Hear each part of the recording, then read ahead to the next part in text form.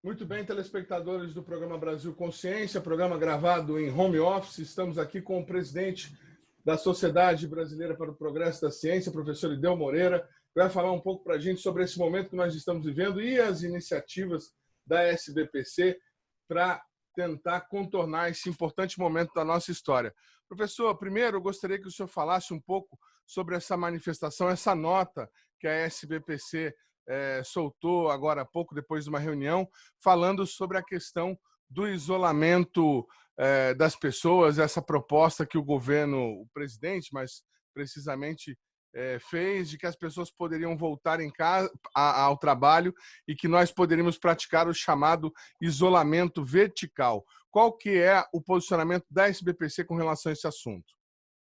Como você comentou, ontem nós nos reunimos com a OAB, ABI, CNBB, Comissão Arnes e Academia Brasileira de Ciências, que são entidades nacionais com larga tradição e representatividade, e nós fizemos uma nota alertando para os riscos do rompimento desse isolamento social, que para nós é importante. Para nós, por quê? Porque todos os dados, todas as pesquisas internacionais, a experiência de outros países têm mostrado que é muito importante a gente abaixar o número de pessoas nessa primeira fase, abaixar o número de pessoas que sofrem o contágio do vírus. Por quê? Porque isso permite que o sistema de saúde se adapte, que a quantidade de pessoas vai ser imensa, pode chegar a um colapso do sistema de saúde e também diminui e nos dá mais tempo para enfrentar essa pandemia.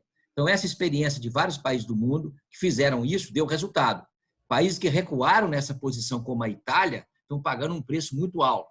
Então, a nossa posição foi de alertar a sociedade brasileira, todos os gestores públicos, obviamente do governo federal aos governos municipais, da importância de se manter esse isolamento como estratégia de combate à pandemia nesse momento.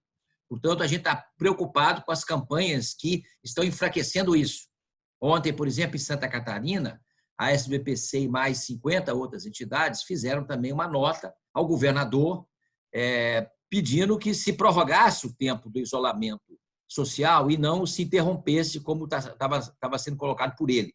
Então, nós estamos fazendo um esforço junto aos governadores, junto aos prefeitos, junto à sociedade civil por inteiro, para perceber que essa é uma estratégia dura, drástica, que impacta muito a sociedade brasileira, mas que é importante, para que a gente possa, nessa semana, segurar esse crescimento acelerado do coronavírus que está acontecendo já no Brasil. Antes dessa nota, a SBPC já havia se manifestado junto ao Ministério de Ciência e Tecnologia para que as pesquisas e desenvolvimento, para que P&D fosse incluído aí nas ações do coronavírus. Eu gostaria que o senhor explicasse para o nosso telespectador, o público leigo tem mais ou menos a noção de que uma pesquisa para o desenvolvimento de uma cura de uma doença, por exemplo, leva aí um tempo relativamente longo, né? Por que investir em pesquisa e desenvolvimento no meio de uma crise pandêmica?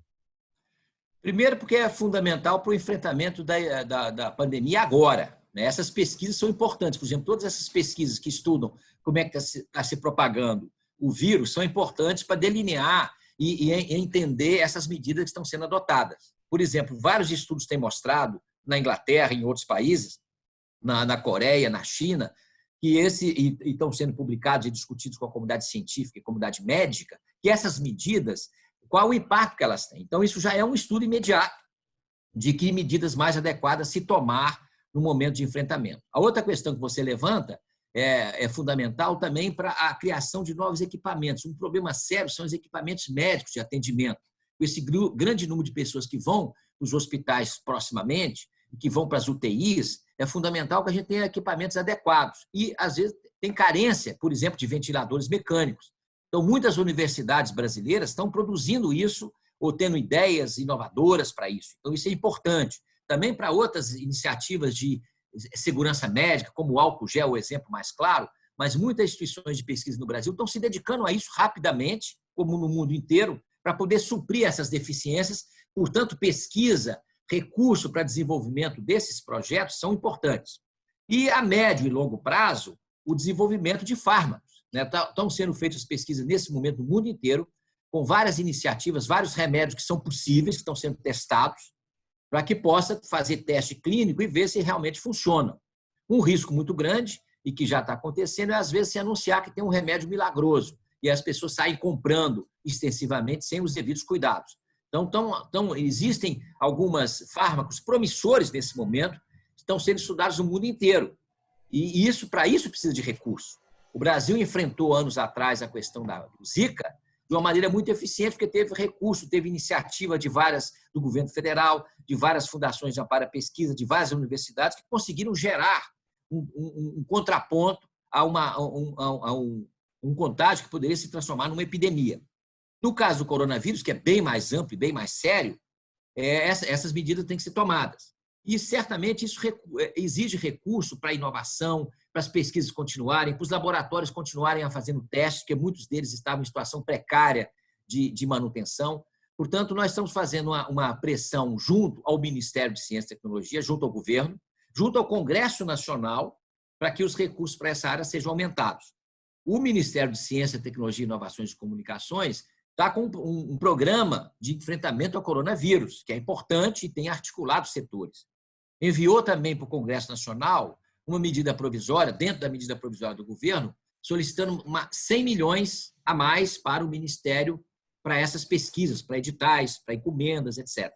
Nós estamos fazendo uma proposta a partir de segunda-feira no Congresso Nacional para aumentar esses recursos da ordem de 500 milhões, porque a gente acha que esse valor não é suficiente para a demanda que a gente tem para mobilizar toda a comunidade científica e tecnológica brasileira em torno da questão do coronavírus. Então, nós estamos fazendo essas emendas junto ao Congresso Nacional para que a gente aumente o recurso para isso. Existe recurso, basta ter decisão política de utilizá-lo. Nós iniciamos 2019 com um governo que se posicionou diversas vezes contra a ciência, os meios científicos e as universidades.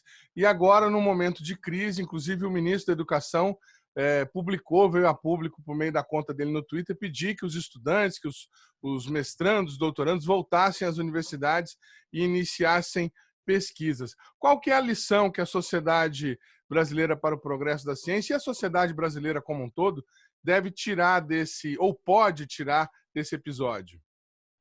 Olha, eu acho que o mundo inteiro está tirando lição desse episódio. Primeiro, a importância da ciência de ter projetos que acompanhem essas grandes crises mundiais, como as pandemias, e muitos governos também, não só o brasileiro mais ainda, desarticularam muito o sistema de ciência e tecnologia, com a redução de recursos muito drástica. E agora estamos pagando um preço por isso. Mas isso pode ser recuperado rapidamente se tem uma visão, uma política voltada para resolver a questão e colocar recursos nessas áreas.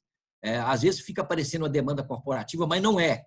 A evidência está clara para o mundo inteiro que a ciência é um elemento fundamental. E quando eu digo ciência, eu incluo aí também todo o aparato de saúde, de atendimento, todo o sistema de saúde público brasileiro. O SUS, por exemplo, que é uma conquista importante brasileira, que estava muito deixado, de certa maneira, secundarizado. É fundamental que a gente tenha um sistema de saúde que possa atender a grande massa de brasileiros. Nos preocupa muito nesse momento, e essa é uma razão que também da nossa nota, do cuidado da nossa manifestação, o impacto disso para a grande parcela de pobres da sociedade brasileira, os trabalhadores informais, as pessoas que vivem do trabalho de cada dia. Quer dizer, uma medida desse tipo que nós estamos propondo, de isolamento, ela impacta profundamente esses setores. E é fundamental que o governo tenha, como outros governos estão fazendo na Europa, um sistema de apoio aos pequenos empresários, aos médios empresários, ao comércio, aos trabalhadores, para que a gente possa sobreviver a essa crise. Veja que isso significa bilhões de reais, mas os Estados Unidos, por exemplo, está com um programa agora de 2 trilhões de dólares, dos quais, da ordem de 6 bilhões, é para a ciência, tecnologia e inovação. Ou seja, os Estados Unidos percebem que o enfrentamento nessa escala de uma pandemia exige muito recurso. E isso tem que ser feito pelos governos.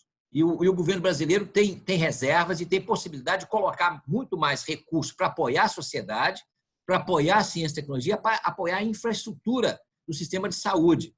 Por exemplo, uma coisa fundamental é garantir que os profissionais de saúde tenham condições de segurança, que isso é uma questão crítica para aqueles que estão enfrentando a pandemia frente a frente, todo dia, nos hospitais e nos postos de saúde. Eu chamo a atenção que a gente está no Congresso Nacional também eu não mencionei, a gente está com uma iniciativa de tentar que o governo libere integralmente os recursos do chamado Fundo Nacional de Desenvolvimento Científico e Tecnológico, que, aliás, no final do ano passado, estavam tentando extinguir. Nós conseguimos, no Senado Federal, barrar essa iniciativa, porque é um fundo fundamental para a ciência brasileira. Então, nós conseguimos que o fundo não fosse extinto, mas ele ainda tem quase 90% dos seus recursos estão numa reserva de contingência.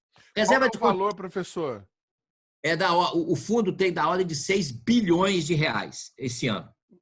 A FINEP, que é a agência de inovação do Ministério, que utiliza esse fundo, cria os programas para utilizar o recurso, esse ano só tem 600 milhões à disposição. Ou seja, nós temos mais da ordem de 5 bilhões de reais que estão numa reserva de contingência, que poderiam estar colocados num sistema para ajudar a ciência, a tecnologia, a medicina, a desenvolvimento de equipamentos novos, o teste de novos remédios, tudo isso, ele está paralisado numa reserva de contingência. E nós entendemos que, inclusive, nós já não entendemos muito bem, porque tem uma reserva de um recurso que deveria ir para a ciência e tecnologia. Mas, nesses momentos de crise, é absurdo ficar com 5 bilhões de reais numa reserva de contingência. Para quê? Se a gente precisa ter uma ação muito forte para a recuperação, isso ajuda também não só a questão da saúde dos brasileiros, mas a recuperação econômica, que é recurso que vai para a pequena e média empresa, para emprego qualificado, para as instituições de pesquisa, para a recuperação de laboratórios e, evidentemente, para enfrentar a pandemia. Nossa, chega a ser assustador ouvir uma coisa como essa, diante de notícias que a gente teve, aí, por exemplo, a Fiocruz, no Rio de Janeiro, tendo dificuldade orçamentária para fazer o seu hospital de Campana e implementar as ações que eles estão fazendo aí. O senhor tem considerado essas ações, como, por exemplo, da Fiocruz, o conjunto de ações que estão sendo tomadas aí, até praticamente a revelia do governo federal, como suficientes para esse enfrentamento imediato da crise? Olha, elas são aquilo que as instituições estão conseguindo fazer. Várias universidades, institutos federais estão se dedicando integralmente, com muito esforço dos seus laboratórios a isso. A UFRJ também está recuperando toda uma área do hospital universitário com doações particulares. E é fundamental também que as pessoas colaborem com essas iniciativas, fazendo doações particulares, quem pode. Agora, evidentemente, era fundamental uma política de Estado mais ampla, que inclusive penalizasse você veja, os grandes bancos brasileiros tiveram lucros imensos nesses últimos anos. Qual é a contribuição deles para isso? Seria fundamental, né, que as grandes empresas, os grandes empresários, os banqueiros também pagassem um preço, e não só os pobres brasileiros, que vão pagar um preço alto por esse desarranjo que essa crise produz na economia. Portanto, a nossa preocupação também é de, ao mesmo tempo, enfrentar a pandemia com as medidas científicas e médicas mais indicadas, mas, ao mesmo tempo, nos preocupar com a economia, com os mais pobres, com os trabalhadores informais, com a grande parcela da sociedade brasileira que depende de uma economia funcionando. Então, é fundamental que o governo tenha medidas nessa direção e ele pode fazer. Para isso, precisa de uma decisão política nessa direção. E o Congresso Nacional já tem acenado que vai apoiar iniciativas com essa intenção. Tá certo, professor. Mais uma vez, muito obrigado. Um abraço. Obrigado.